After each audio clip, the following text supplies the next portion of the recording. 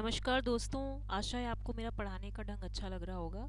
देखिए, ये थोड़ा सा मैंने कुछ जिसे बोलते हैं ना इम्पोर्टेंट पॉइंट्स बताने थे, ये हिंट्स हैं। जैसे स्लोप ओवरलोड डिस्टॉर्शन है आपका, तो स्लोप ओवरलोड डिस्टॉर्शन को रिमूव करने के लिए क्या कंडीशन होती है? Delta by T S should be greater than equal to mod of D M T by D T. T S is the sampling interval, ठीक है। F S is the sampling rate, क्योंकि आपका पता है F S is equal to 1/ts होता है, and delta is the step size, and dmt by dt is what? The rate of the change of modulating signal with respect to time. So what is this modulating signal? This is baseband signal or message signal or low frequency signal. Okay, तो in order to avoid the slope overload distortion the condition should be this only. ये question आता है तो इसीलिए आपको टिक लगाने के लिए ये कंडीशन है, ठीक है। ये है आपका कॉन्स्टिलेशन डायग्राम। ये कॉन्स्टिलेशन डायग्राम में आप देखिए, एक तो ये भी पूछा जाता है। कॉन्स्टलेशन डायग्राम में आप देखिए ये एम्पलीट्यूड शिफ्ट कीइंग है। ये इसमें क्या है, जैसे कि ये इमेजिनरी एक्सिस है, ये रियल एक्सिस, ये रियल पार्ट है, ये इमेजिनरी पार्ट है। तो इसमें ये ओरिजिन है, तो यहाँ पे ये जो इतना डिस्टेंस है वो डी का है, that is under root of E B, bit energy. E B is what? Bit energy. तो यहाँ पे ये किसका कॉन्स्टलेशन डायग्राम है? ये ए एस के का है। पी एस के क्या है आपका? जहाँ पे माइनस एक्स एक्सिस और प्लस एक्स एक्सिस पे आप देखिए minus under root E B plus under root E B, क्या होता है error probability? Half E R F C under root E B by T B, यही होता है ना पीएसके में, अगर देखा जाए, चेक कीजिएगा। तो ये इसका पीएसके का है। एंड मिनिमम डिस्टेंस जो है under root twice of E B, ये जो कॉन्सलेशन डायग्राम है ये एफ एस के का है, ठीक है। तो एरर प्रोबेबिलिटी का क्या रिलेशन होता है मिनिमम डिस्टेंस से? कि it is inversely proportional to the minimum distance. तो मिनिमम डिस्टेंस जितना ज़्यादा होगा एरर प्रोबेबिलिटी उतनी कम होगी, जितना ये मिनिमम डिस्टेंस कम होगा उतना एरर प्रोबेबिलिटी ज़्यादा होगी। दैट मीन्स जैसे कि ये minus under root E B and plus under root E B जितने अपोजिटली हैं और जितने ये ज़्यादा दूरी पे होंगे तो इनकी एरर प्रोबेबिलिटी उतनी कम होगी, और जितना ये क्लोज आएंगे उनकी एरर प्रोबेबिलिटी उतनी ही ज़्यादा होगी, क्योंकि there occurs the probability of mixing of one signal with the other signal components, तो वहाँ पे नॉइज या इंटरफेरेंस बढ़ जाती है, ठीक है। अच्छा, नेक्स्ट है spectrum inversion can be avoided if sampling frequency is twice F H minus B. B is what? Bandwidth हो गई, F H is the highest frequency हो गई। For band pass sampling, band pass क्या होता है? The band of the frequencies over which the signal is made to pass, the group of the frequency जिसे बोलते हैं। तो बी क्या होता है? The difference between the highest frequency and the lowest frequency, ये बैंडविड्थ हो गई ना। तो के क्या है? ये एक इंटीजर वैल्यू है, this is the ratio of the highest frequency to B, और यहाँ पे एफ एस क्या हो गया? ट्वाइस एफ एच बाई के हो गया, ठीक है। अब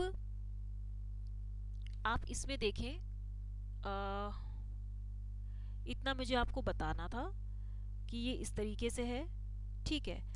अब एक चीज़ और है, जैसे आपने ये क्वांटाइजेशन पढ़ा है, ठीक है। अगर नंबर ऑफ बिट्स n क्या है आपका? If n is the number of bits per sample, यही होता है ना। If n is increase to n plus one, तो जो आपका SNR है, सिग्नल टू नॉइज रेशियो है या SQNR है, इट इंक्रीजेज बाय 6 dB, ये 6 dB से बढ़ता है।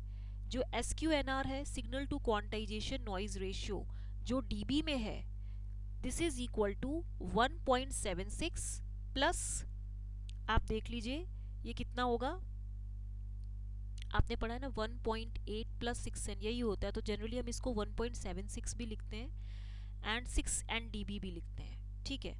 तो ये इस केस में हो गया। तो जब भी आपका number of bits n plus one से n to n plus one एक बिट से बढ़ेगा तो SQNR increases by 6 dB for every 1 bit increase in the number of bits per sample. अच्छा, अब थोड़ा सा ये भी देख लीजिए, जैसे कि आपके पास एक होता है वी बैंड, एक होता है डब्ल्यू बैंड, एक होता है आपका मिलीमीटर बैंड, ऐसा कुछ mm बैंड है।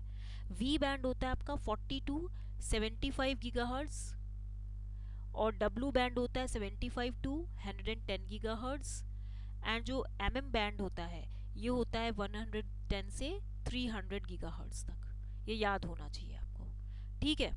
अब इसमें एक चीज़ और देख लीजिए, अब जैसे इलेक्ट्रॉनिक्स में से जो कुछ जनरल एक्सप्रेशंस को टिक करने के लिए आता है, जैसे E F minus E C is equal to what? K T L N N D by N C. ND क्या होता है, डोनर कंसंट्रेशन, एनसी क्या होता है, एक्स एनडी डोनर डेंसिटी होगी ना, एनसी कंडक्शन बैंड में जो कंसंट्रेशन ऑफ इलेक्ट्रॉन्स होता है, KT is what, this is 26 millivolt. तो इलेक्ट्रॉन डेंसिटी जो होती है आपकी of N type semiconductor, electron density of N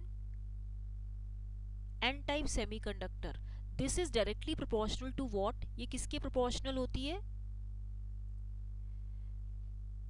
e to the power EF minus EI by KT, ये होता है, ठीक है। ये फॉर्मूला है कि एक एन टाइप सेमीकंडक्टर की जो इलेक्ट्रॉन डेंसिटी होती है it is proportional to e to the power EF minus EI by KT होता है। ये हो गया। अब आप इसमें देखिए, जैसे Na है, एक्सेप्टर डेंसिटी होता है ना, if it is added to a semiconductor material, if it is added to a semiconductor material, ठीक है, तो यहाँ पे जो आयनाइज्ड एक्सेप्टर्स बनेंगे, जो आयनाइज्ड एक्सेप्टर्स होंगे वो होंगे Na divide by 1+4 e to the power Ea minus EF by KT, यही होगा, ठीक है। ये इसका एक्सप्रेशन यूजीसी नेट में पूछा गया था, ये एक्सप्रेशन मार्क करने के लिए आया था कि अगर नंबर ऑफ, अगर एक्सेप्टर डेंसिटी ऐड करते हैं सेमीकंडक्टर मटेरियल में, तो आयोनाइज्ड एक्सेप्टर्स कितना होगा, Na by 1+4 e to the power Ea minus EF by KT हो जाएगा, ठीक है।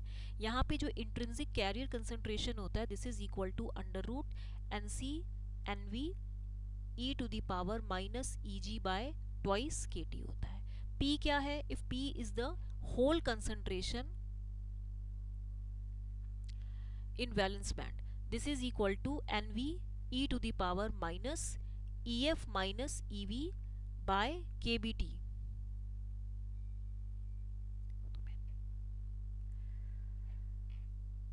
NCB क्या है, जैसे NCB this is equal to what, similarly जो इलेक्ट्रॉन कंसंट्रेशन है, इलेक्ट्रॉन कंसंट्रेशन है इन कंडक्शन बैंड, उसकी क्या वैल्यू होती, ये फॉर्मूला आप याद कर लीजिए कि P का है NV e to the power minus EF minus EV by KBT, और जो इलेक्ट्रॉन कंसंट्रेशन है कंसंट्रेशन कंडक्शन बैंड में वो है NC e to the power minus EC minus EF by KBT, ठीक है। अब आप इसमें देखिए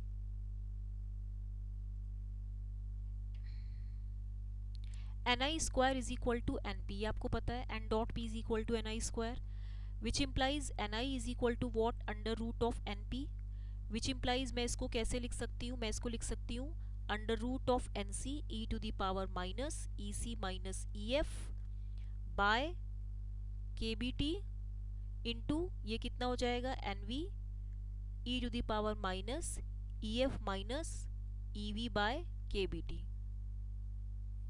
यही हो जाएगा। एक तो ये एक्सप्रेशन आपको पता होना चाहिए, ठीक है। अच्छा, दूसरा क्या है, एक रिलेशन आता है आपका जैसे कि Eg which is a function of temperature, this is equal to Eg naught which is a function of zero temperature minus alpha T square by T plus beta, beta एक कोई कांस्टेंट है, ठीक है। तो इतना आपको पता होना चाहिए। अच्छा, तो ये थोड़ा सा मैंने आपको बताया। अब इसमें मैंने आपको एक्सप्रेशन बता रही हूँ कि जब आए थे, एक आप ये एक्सप्रेशन नोट कर लीजिए, number of ionised donors, number of ionised donors, इसका भी एक फॉर्मूला है, एग्जाम में आया है, जो यूजीसी नेट में पैरा देते हैं ना उसमें से क्वेश्चन आया था। ND plus is equal to ND of 1 minus 1 by 1 plus 1 by G e to the power ED minus EF by KT, ठीक है। अब इंट्रिंसिक जो आपका इंट्रिंसिक सेमीकंडक्टर्स हैं, इसमें नंबर ऑफ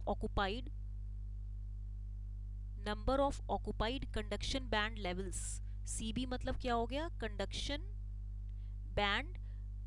बैंड लेवल्स, ये कितना हो जाएगा आपका, ये आपको याद होना चाहिए, लिख लीजिए, integral EC to E top N of E F of E Fermi रैक है ये, इंटू डी। आपको पैराग्राफ जब दिया था तो उसमें ये क्वेश्चंस पूछे थे, लेकिन उसका एक्सप्रेशन इस तरीके से है। सिमिलरली अब आपका एक पूछा जाता है ना, तो ये आपको पता होना चाहिए। अच्छा, दूसरा क्या है आपका, जैसे कि बाइसिंग हम बात करते हैं। चलिए एक चीज़ और मैं आपको बता देती हूँ, मैंने आपको यहाँ पे नहीं बताया था। कम्युनिकेशन में जैसे बैंडविड्थ है आपकी, तो 64 QAM की, क्वाड्रेचर एम्पलीट्यूड मल्टीप्लेक्सिंग की, greater than bandwidth of 16 quadrature amplitude multi, ये QAM है, ये 16 बिट है, ये 16 बिट QAM है, ये 64 बिट QAM है। तो इसकी बैंडविड्थ इससे ज़्यादा होती है। ये होता है 6 बिट्स पर सिंबल, ये होता है 6 बिट्स पर सिंबल। यहाँ पे ये 4 होगा क्योंकि ये 2 टू दी पावर 6 होता है ना, ये 2 टू दी पावर 4 होता है। ग्रेटर देन आप लिखा सकते हो बैंडविड्थ ऑफ QPSIC है कुछ, QP मतलब क्वाड्रेचर फेज शिफ्ट है शायद ये, एंड ग्रेटर देन फेज, ये जो BP है बाइनरी फेज, BPSIC है कुछ, ये याद रखना। तो इसमें तो आपको पता है 2 बिट्स पर सिंबल हम भेजते हैं, ठीक है। तो ये इस तरीके से क्वेश्चंस हैं जो पूछे जाते हैं, ठीक है। उसके बाद एक पावर इलेक्ट्रॉनिक्स में एक मैच द फॉलोइंग भी आता है। जैसे कि मैं आपको बता देती हूँ, चॉपर, चॉपर कहाँ यूज़ होता है, where do we use chopper. Chopper use होता है आपका DC ड्राइव्स में। ये हिंट्स हैं, क्वेश्चंस पूछे जाते हैं। ट्रायक है, ट्रायक कहाँ यूज़ होता है, फैन रेगुलेटर में। Regulator is what which is use to regulate something, controller जिसे बोलते हैं ना, तो फैन रेगुलेटर हो गया। Cycloconverter, cycloconverter, this is RF heating, ठीक है, RF हीटिंग हो गया, ठीक है। तो एक तो आपको इतना पता होना चाहिए, ये मैंने आपको हिंट्स बताए हैं। दूसरा क्या है आपका, जैसे आपने पढ़ा होगा डायरेक्टिव गेन, इसके ऊपर बेस्ड क्वेश्चन आते हैं। डायरेक्टिव गेन क्या होता है, 4 पाई दिस बाय P रेडिएटेड, ये रेडिएशन इंटेंसिटी होता है, this is what radiation intensity, ठीक है। Directivity is what 4 pi AE by lambda square, ये छोटे छोटे फॉर्मूलेज हैं जो हमें याद नहीं रहते हैं। GP power gain is P radiated by total input power. Directivity DBI जो है, this is 10 log base 10 GD max हो जाएगा, this is the directivity. GD जो है, this is 4 pi by omega है, this is beam solid angle, ठीक है। तो ये आपको पता होना चाहिए। अच्छा, उसके बाद एक फॉर्मूला होता है सेफ्टी फैक्टर, ये मुझे भी नहीं पता था। सेफ्टी फैक्टर था, इसका एक रिलेशन याद कर लीजिए। Safety factor that means safety factor voltage of, that is आप कह सकते हो VF of a thyristor, this is equal to what, this is V PIV by √2 and this is what V operate, ये RMS है, ठीक है। तो ये रिलेशन याद कर लीजिए। उसके बाद आपने ये फॉर्म, कुछ एक्सप्रेशंस हैं, मैं आपको कई बार बता चुकी हूँ। This is reflection loss, reflection loss is what 10 log base 10 PI by P reflected. फिर एक है आपका इंजर्शन लॉस, इंजर्शन लॉस है 10 log base 10 P transmitted by P reflected, ये होगा। अभी जो ट्रांसमिशन है, this is equal to 10 log base 10 PI by PT। तो इतना मैंने आपको बता दिया है, आई होप ये आपको समझ में आया होगा, ठीक है। इसको आप नोट कर लीजिए, ये एक्सप्रेशंस पूछे जाते हैं एग्जाम्स में, ठीक है। तो टिल देन इसको लाइक शेयर एंड सब्सक्राइब करना मत भूलेगा, ठीक है। फिर देखते हैं हमें क्या पढ़ाना है। Thank you.